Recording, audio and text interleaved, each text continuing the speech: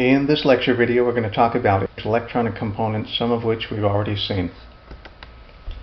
Next, electronic components and schematic drawing. Next, let's talk about electronic components and schematic drawings. Some of these we've talked about already. Resistor, this is the schematic symbol, simply opposes the flow of electricity. Potentiometer, let's call it a variable resistor. You turn the knob and the resistance between the three leads changes. This is the schematic symbol.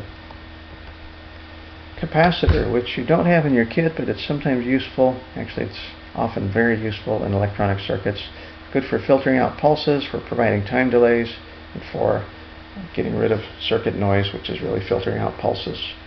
Next, we'll look at the normally open push-button switches. In your kit, they look like this, blue push buttons.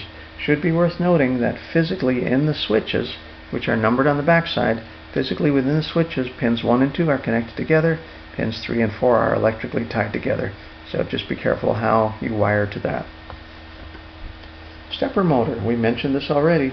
Here's a schematic diagram of a stepper motor. It contains multiple coils, and this particular one has 5 different wires, providing electrical current to each of those wires in turn in the right sequence will cause this motor to step in a clockwise or a counterclockwise direction.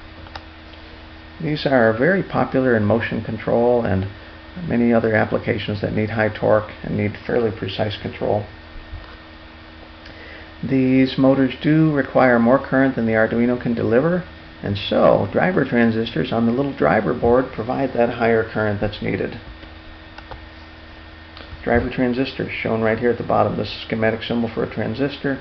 It's basically an amplifier that can also act as a switch, that is on-off, or it can control things within a range of values. It can be used analog or digital, basically. Light emitting diode, or LED, we've seen already. Schematic symbol shown here. The pictorial to the right corresponds to the schematic symbol, where it's negative on the right in the picture. Schematic symbol is negative on the right, positive on the left, positive on the left. And it is polarized. And it does require a resistor in series to limit the current. It's already been figured out for you that for what we're doing, 220 ohm resistors work fine. If you're using some other voltage to drive an LED, this equation here lets you approximate what size resistor is needed. Power MOSFET is included in your kit. This won't be discussed in class, but if you'd like, the instructor will be glad to research this or discuss this further with you. This guy will switch up to 30 amps of current at 60 volts, which is a pretty significant amount of power. That is theoretically 1800 watts.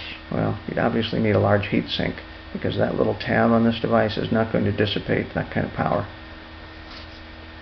Although I should say 30 amps, 60 volts, 1800 watts would not be dissipated by the device. 1800 watts would be in the load, but the device itself would still get pretty warm. So for more information, follow this link below to get to the PDF provided by the manufacturer. This integrated circuit, I think all I'll say is it contains a bunch of different bipolar junction transistor switches. This is what's used on the board to drive the stepper motor. It's a great little IC chip, works very nicely, easy and convenient to connect to. This shows just one of the 7 stages built into that IC chip. I think we won't discuss this in detail, but this is a great page for reference if you're going to be working with that chip on your own. Here's an example schematic. Some of these we've seen before, but let's just go through them. At the very bottom, we have 2 different LEDs. What's the bottom side of that? The negative. So the top of those LEDs is positive. Positive signal coming from Arduino board pins 12 and 13 will turn on those LEDs. Again, we do need the resistors in series to limit current. It would be a bad idea to use a single resistor and tie the cathodes or the bottom side of these LEDs together and use a single resistor from that point to ground. It's really better to use 1 resistor per LED, otherwise it can affect the LED brightness when they're both turned on and one turns off. On the left we see the 2 different switches are included here. We don't see the pin numbers. One just assumes that the person doing the breadboarding will connect to the right pins, referring to the previous pages. Then pins 8, 9, 10, and 11, these go to the stepper motor driver board. Pretty easy and straightforward to connect this to the motor. There's a plug that only fits one way easily. It would be very difficult to plug that in the wrong way. but you do have to make a little bit of a careful decision about where the wires are connected to pins 8, 9, 10, and 11 to this board. So pay attention to this diagram, and it should work great